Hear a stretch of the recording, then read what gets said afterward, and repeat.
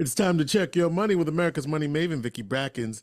Vicki Brackens is the president of Brackens Financial Solutions Network, LLC, and a registered representative of LPL Financial, member SIPC.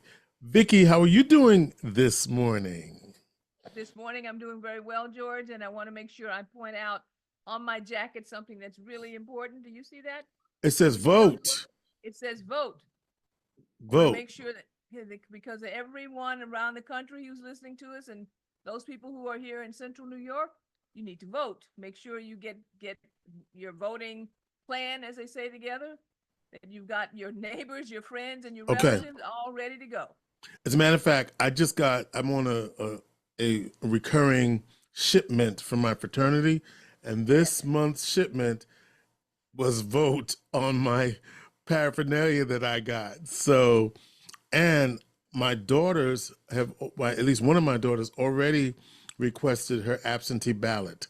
And so Good. these are very, very important. You can just do it right online to your, if you're in your local community, go online to your Board of Elections, and you have up until the day of, as long as that envelope is postmarked by election day. I wouldn't wait till then, but No, as long don't as wait until then. don't wait till then, You but know who make you're sure. going to vote for. Go vote. Okay. No, yeah, get your stuff in, and also take advantage of early voting as well. I know that and let me just do this real quick plug while we're All right. talking about this for the NAACP.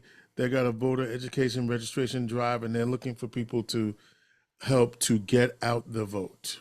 Absolutely, absolutely. So, George, that was my first message. Second message is a little bit of a carryover from I kind of teased you last week and told you that I had done a presentation for Coming Back Together, which is the Black Alumni, which they had their what is it, semi-annual event. No, try it. Not even semi-annual. You're Okay. good. It's every 3 years. I don't know what you Every call three that. years. I don't know how you call. I don't know what you call that, but every 3 year event. Okay, up here about a week ago, Yeah. and CBT Coming Back Together. I At had Syracuse changed University, yes. Syracuse University. I had changed to CBS, which is Come Back to Syracuse. But I didn't tell everyone when I spoke about that last week why I said come back to Syracuse. So this has to do a lot with the economy. The economy of Syracuse is in what I would call a rebirth. That level of rebirth is of a magnitude that's going to is being predicted to last anywhere from just the rebirthing process as far as economic growth and focus on economic growth due to the reshoring of the chip industry in this country, and this corridor being the focal point of that reshoring of the chip industry to last just in its building another 20 years. The billions of dollars that are being pumped into this economy to make sure that that happens is mind blowing. But in order for that to happen, we need to build capacity, particularly for Black and brown businesses, because we have had, it's almost like we skipped an entire industrial revolution in this area, in this area of the country. So we need to have capacity building at the same time.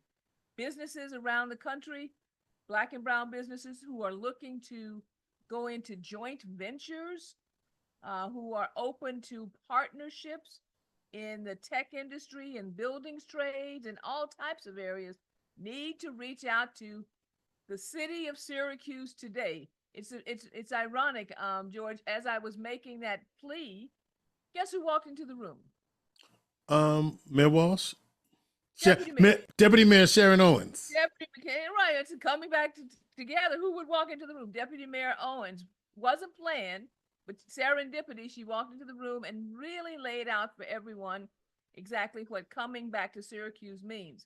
So I'm going to say to those who are listening, either reach out to me or reach out to Deputy Mayor Owens if you to express an interest in taking advantage of and being part of the economic boom that's happening here in Syracuse, in the chip and manufacturing area, what they call intelligent or smart design manufacturing here in the local area. All right, George. Well, I'm always looking for how things connect together. If you recall, Some time ago, we had a segment and we talked about Social Security, Mm-hmm. gave some history concerning Social Security, talked about the fact that there are certain steps and stages that are more advantageous, that you need to understand those. One being the fact that if you took Social Security early at age 62, while it might feel good, you probably are giving away anywhere from 25 to 30% on your benefit, and that loss of benefit at 62 carries forward for the rest of your life. For most people now, based on the birth dates, 67 is the primary number now for full eligibility, which means you get all of your Social Security payments. And if you were smart enough and fortunate enough to be able to wait until age 70, then you're picking up 8% per year between your primary age of eligibility to age 70, which also gives you anywhere from a 24 to 25% increase in your benefit going forward. There's also talk about what's going to be necessary in order to sustain and maintain Social Security going forward. And I ask you to reach out to your elected officials, your congressmen, to ask that question, what their plan is. Well, I'm looking in the news the other day, Mm-hmm. and guess what I saw? What did you see? I saw that in China, they are extending and expanding the retirement age because their equivalent of what we would call Social Security is under stress, and they need to move the age out forward in order to maintain the benefits of their citizens going forward. Why would you think that happened, George? Because people are living longer. There it is. Across the world, the issue of mortality, the longer that we are living, is now starting to become a major issue in not even just industrial, in all countries across the world, because we are graying. Mm-hmm. We are graying and living longer. I told you once before, we're living longer broken. Before your steam started to break down, you just died. In fact, the article was pointing to the fact that in China, the mortality age was 40 when they set up their actual retirement system, which made a lot of sense that they set the retirement age at 55 and 50 and 55, 50 for women, 55 for men some years ago. Now they are expanding and extending it because of mortality, because now their mortality age is 70. We have the same thing happening here. An entire block of the population has shifted as far as our mortality number. Now I think it looks like something like 83, 84 years old. Mm-hmm. So it comes back to the conversation we had also last week. Twofold. One, preparing for a longer retirement as far as your savings is concerned. I gave you those numbers last week as far as what you should, and in fact, the last 2 weeks on a benchmark basis, what you should have put away in order to successfully have a retirement and not run out of money. And two, productivity.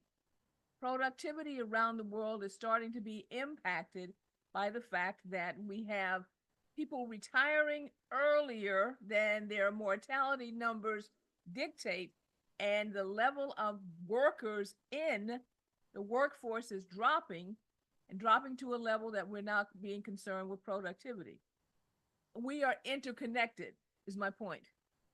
All of the countries around the world, we all are people. We all have some of the same issues. We are interconnected because the issues of mortality, productivity, economic growth, which is what sustains all of our economies and all of our citizens, is being impacted by the fact that we are living longer and not replacing that workforce in the economies to produce the types of goods and services and revenue necessary to sustain the population.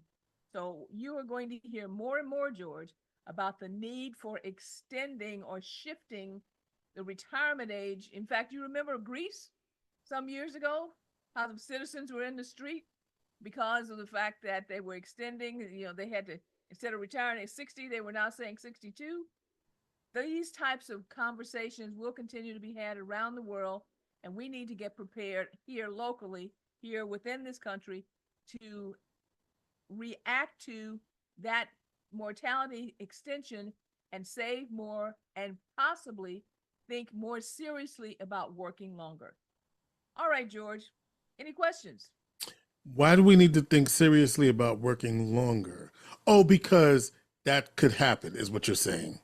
Right. Okay. We need to start thinking seriously about working longer in order to save more money, because we're going to be living we're living longer, and we need those extra dollars in our kitties in order to sustain us through the longer working years. I Yes. wanted you to clarify that point. Thank you. Okay. All right. Fine. Because So, when it just stopped right there, it was, well, living longer. What do you mean? So I'm glad you, okay.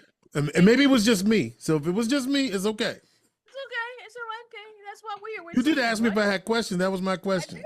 Okay. Because I saw before I was closing, I saw this kind of twinkle in your eye, like, wait a minute, Vicki. Just finish that. Okay. And it was All right. it was the last word, but I think it's great advice to think about. And you know, if you're at retirement age right now, it's something to think about. And if you're not at retirement age, it's something to think about. Some people just want to get out of whatever they're doing because they can, but that doesn't mean you can't pick up something else if you want to. So there you go. Exactly. Okay. And so I'm not saying that, if you work the same job for 40 years and you've been with, I'm just using this example, the state of New York, it's time, and you're ready to do something new, fine.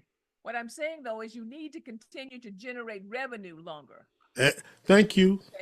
Okay. Revenue longer than you may have anticipated.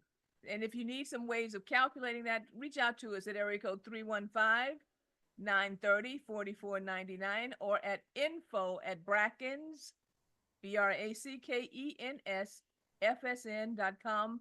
And I'll say now for this week, George, our plate is full. Vicki Brackens is the president of Brackens Financial Solutions Network, LLC, and a registered representative of LPL Financial, member SIPC. She's America's Money Maven.